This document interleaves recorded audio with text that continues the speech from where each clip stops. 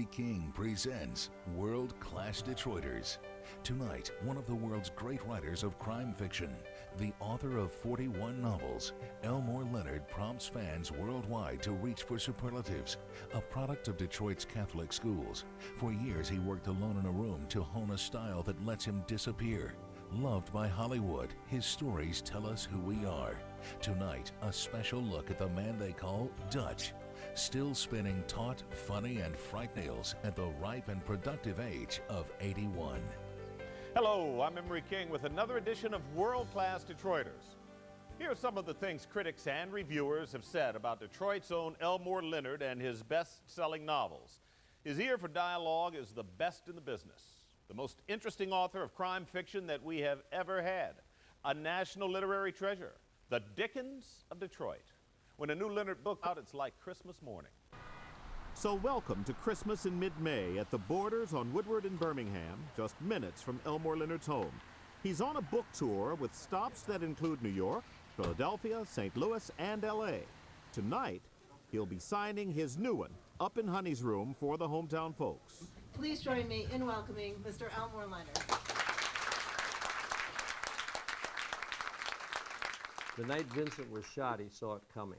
The guy approached out of the streetlight on the corner of Meridian and 16th, South Beach, and reached Vincent as he was walking from his car to his apartment building. It was early, a few minutes past 9.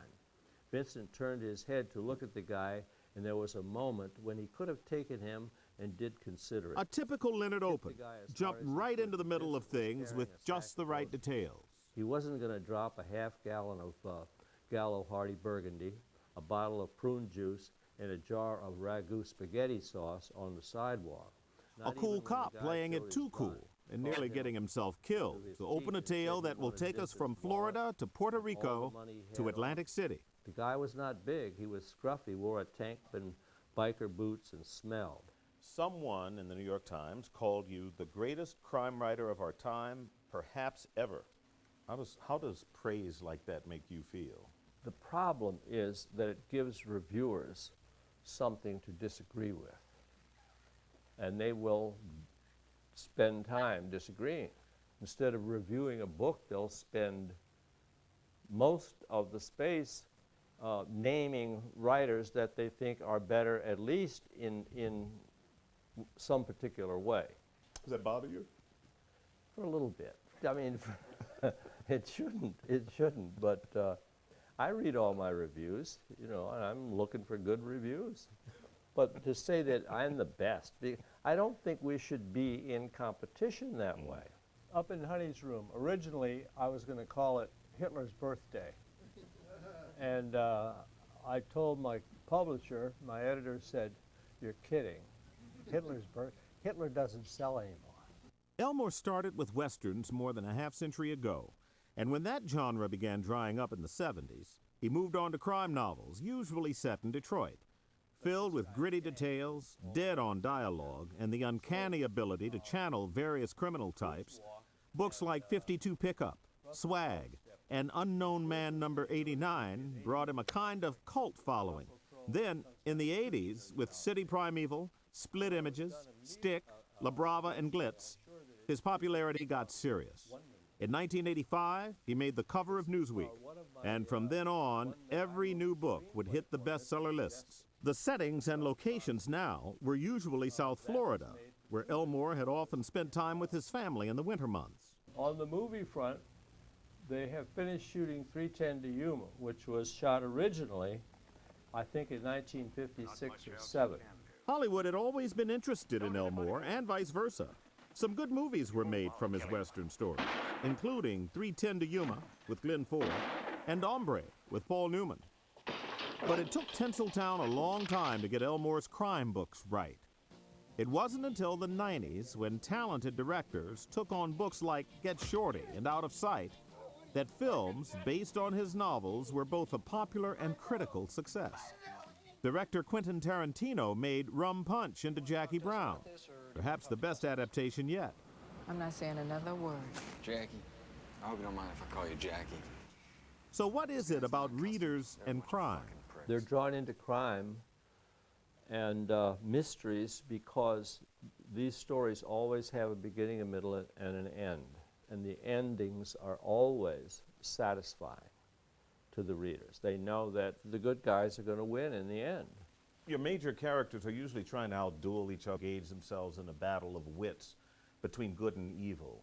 Do you see it that way? I suppose when you get right down to it, if I were to analyze my stories, but for that matter, all stories are about good and evil. Call it a face-off, a showdown, a duel.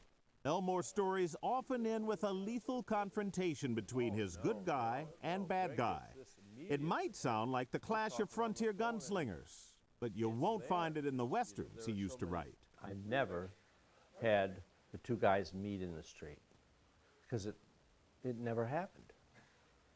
I mean, if somebody wanted to shoot somebody in Tombstone, he found him in the bar and walked in and shot him. They don't say, let's go out and count to 3, you know.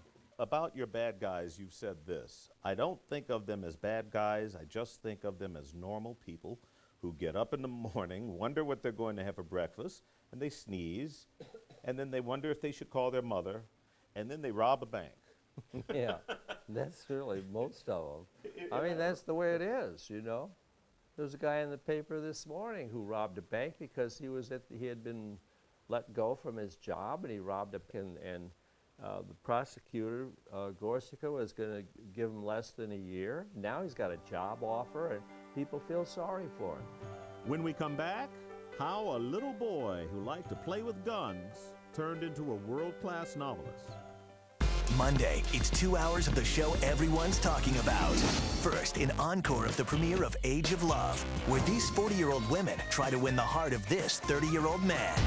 Then, on an all-new episode, the 40-year-olds learn they've got some young competition. Oh my gosh. And the dating continues on Science of Love. Can science help you find your soulmate? Wow. Mark Consuelos hosts A Night of Love. It all starts at 8, 7 Central Monday on NBC. Tell me again, why are we out here? This is where they keep the UFOs. UFOs? Nah, this is where they're building the new Bob Sachs Pontiac Buick GMC. Milford Road at I-96. So they say. Hey, look, a UFO over there. No, wait, that's just, a tree. UFO or the new Bob Sachs dealership. Either way you save. Call 888-565-1100 and get a new rendezvous for just $138 a month. That's right, just $138 a month. Call Bob Sachs today. What happened? You ran into a tree. Could have been a UFO tree. Yeah, that's it. Young man, spell Hakuna Matata. Hakuna my what? No worries. Now you can see Tony Award winners like Disney's The Lion King and the 25th annual Putnam County Spelling Bee. Plus, 12 Angry Men and Andrew Lloyd Webber's Whistle Down the Wind. Oh, with the WDIV and Broadway in Detroit 4-for-4 package, you get all 4 shows for as low as $170. Is this guy for real? Subscribe now. Call the Fisher Theater box office or log on to BroadwayInDetroit.com. What I'm working on now, I'm taking a character from one of my favorite movies, Jack Foley, played by George Clooney. Clooney loves this character, so I'm going to tempt him, see if he wants to play him again.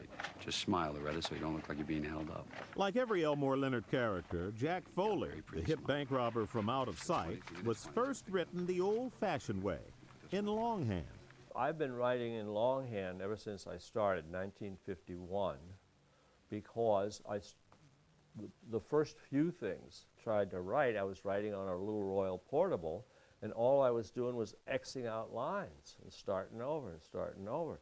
And I thought, this is ridiculous. I can cross a line out and keep going almost in the same motion. So like many fine writers, Elmore learned early that good writing means rewriting. Once he's got a few pages in longhand, he'll type them on his old IBM Electric. In a year, he goes through 3,000 of those yellow sheets. He was born in this New Orleans house in 1925, but his family was moving a lot. As a boy, he loved toy guns and cowboy outfits. And in Oklahoma, he followed the exploits of the legendary Bonnie and Clyde, which prompted this photo with his mother, sister, and a family friend. In 1934, the family moved to Detroit. His dad worked for GM, and his mom was an avid reader. Elmore loved his childhood. My mother and dad loved me. My sister loved me. And I was a good little boy. And I loved sports. In grade school, I played baseball all the time. Went to Blessed Sacrament, you know, the cathedral. He played baseball and football at U of D High, loved jazz and reading fiction, and credits the school's Jesuits with giving him a good education. He never much liked the name Elmore and was pleased when his classmates began calling him Dutch, after a major league pitcher at the time. Graduating in the middle of World War II, he joined the Seabees and served in the Admiralty Islands doing construction work and maintaining airfields.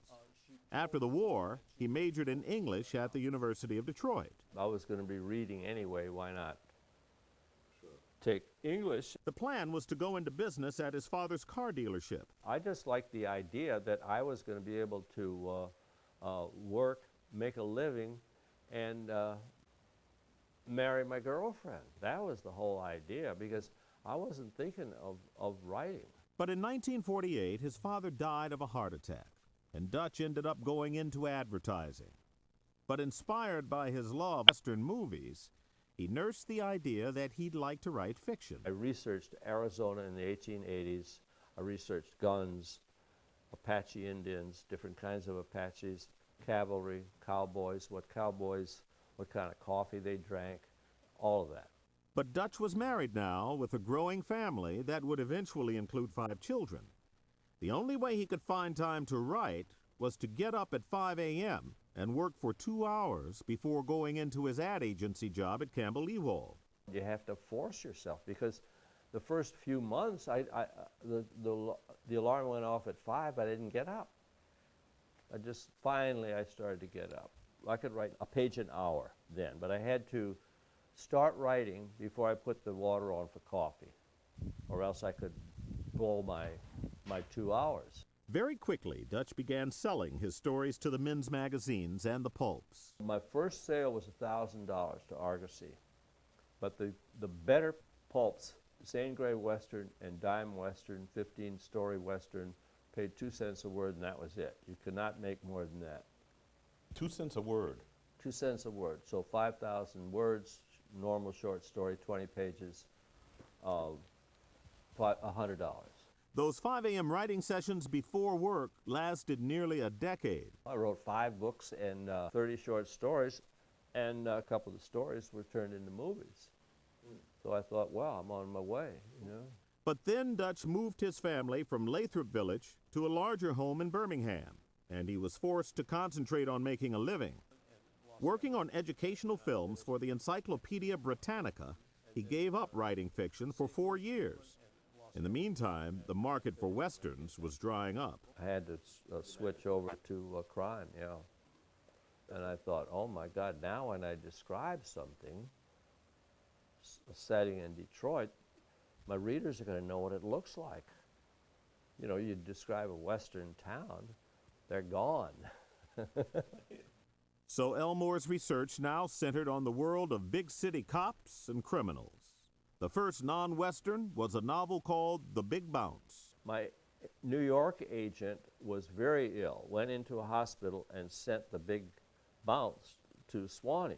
This guy on the wall behind me, H.N. Swanson, yes, who represented F. Scott Fitzgerald, Raymond Chandler, so on.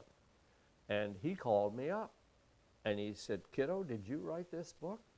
I said, "Of course I wrote it, my name's on it." And he said, "Well, kiddo, I'm going to make you rich." And he got 84 rejections over the next few months. But we both knew it was going to sell. It just needed a little plot, a little more plot. So I added plot, and it sold, and it sold as a movie first before it sold as a book. Dutch calls the movie made from The Big Bounce the second worst movie ever made, only because he figures there has to be at least one that's worse. But from then on, sales to Hollywood would help keep him writing full-time and making a good living. For a while, he tried writing screenplays himself, but soon found there were way too many cooks. Not only the director and actors, but all the studio people who would tell you how to write, who themselves didn't know how to write, you know. Everybody thinks he knows how to write. Up next, Dutch reveals his secrets to good writing. The 1970s were both a turbulent and creatively important time for Elmore Leonard. There was a divorce after 28 years of marriage and a bout with alcoholism. He needed 4 years with AA to kick it and still remembers his last drink.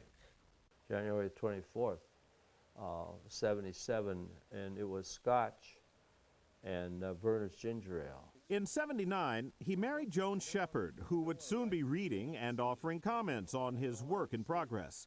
Dutch credited her with helping him develop stronger female characters. He's always had a close relationship with his 5 children, and his 2 daughters were in his audience at Borders on this night, along with one of his 9 grandchildren. I started out with Hemingway. Hemingway was, he was it. Hemingway, you know why? Because there was so much white space on his pages, because of short dialogue, short paragraphs. Along with Hemingway's spare, direct style, Dutch says he was influenced by the easy humor and working-class characters of Richard Bissell, a writer popular in the 50s. You write crime stories and not mysteries. Right. So people don't turn the pages to find out who done it because you tell them. Right. So why do readers turn your pages so compulsively? Because they want to know what's going to happen, because there's always something along the way is going to happen. I think I know how to keep people reading, how to turning pages, and I think one of the main ways is to leave out the parts that readers skip. That's the most famous of Elmore Leonard's 10 rules of writing. Try to leave out the part that readers tend to skip. The others, from never open a book with weather to don't go into great detail describing places and things, often come down to keeping it simple and unpretentious. Let me ask you about this last rule, the one that sums up the 10. If it sounds like writing, I rewrite it. Yes. How do you determine if it sounds like writing? Upon entering the room, so-and-so discovered, you know, the way we were taught to write in school, English composition, that can get in the way. Humor, sometimes sly, often unexpected, somehow emerges naturally from the dark details of Dutch's characters and their plight. Chris Mankowski's last day on the job, 2 in the afternoon, 2 hours to go, he got a call to dispose of a bomb. What happened? A guy by the name of Booker, a 25-year-old super dude, twice convicted felon, was in his jacuzzi when the phone rang. Once Booker finally gets out of his jacuzzi and picks up the phone, his woman, Moselle, tells him he has to sit down to receive her news. And when he's seated in his green leather chair, Moselle's voice said, "I'm supposed to tell you that when you get up, honey, what's left of your ass is going to go clear through the ceiling." And another hallmark of his style is a shifting point of view. You may be inside the mind of a cop on one page and get a criminal's perspective on the next. And, of course, he loves dialogue. I like to keep it alive that way, with the characters talking to each other. The dialogue describes who they are, the way they talk, their attitudes. The result of that style is that the author disappears. Exactly, and that's my purpose, to stay out of it. Starting with a character or 2, Dutch says he puts them in different situations to see if their talk is interesting enough to carry a story. From there, the process is akin to jazz improvisation, letting the characters take him where they will. In a 350-page manuscript, he won't even think about the end until page 300. But where do the characters come from? My researcher, Greg Sutter, shows me a photograph in the news of 2 federal marshals standing in front of the federal courthouse in Miami, and the woman, who is, I thought, attractive, is holding a shotgun with the stock on her hip. And she has kind of a hip-cock pose, and I thought, that's a book. She's a book. And she became out of sight. She was Karen Cisco. Did you say your researcher is here? Yes. Where is you? Greg? Oh, there he is, back there. 25 years ago, East Side Detroiter Greg Sutter wrote a piece on Elmore for Monthly Detroit magazine. Later, Dutch called him up to ask if he'd like to do some research for him. Greg jumped at the chance and he's been working with him ever since. His first big out-of-town assignment was in Atlantic City for Glitz. I talked to the cops. I drove around Upseekin, where Atlantic City is, took a lot of pictures, labeled the pictures. And then of course, he would follow up on that. I mean, he wouldn't just rely on, you know, that work. He would go there himself. But when he went there, he could hone in on a specific thing. He didn't have to do all that broad sweep, you know, which is what I did. Greg has done the same kind of thing for each of the 20-some books since, and has helped the stories move to places like California, Mississippi, and Africa. 13 years ago, when his wife Joan passed away from cancer, Dutch was devastated and had thoughts of retiring. In the spring, he hired a landscape crew to redo his backyard. And this woman, ducking under our camera, arrived as the master gardener. Christine. Divorced from a stage actor, Christine loved Elmore's novels. And during the crew's weekly visits that spring, the two would occasionally have friendly conversations by the flower beds. Then one evening in June, she received a call. He said, "This is Elmore Leonard calling." And I said, "Oh, Mr. Leonard, is there something wrong with the beds?" And he said, "No. I just would like to ask you if you would like to go on a date with me." And I said, "Oh, okay, you know, sure, you know." So we went out to dinner, and we had a really nice time, and we talked, and, you know, it was really great. And so that's kind of it. It all kind of snowballed from there. Faced with a worldwide book tour in August, Dutch decided to marry Christine and bring her along.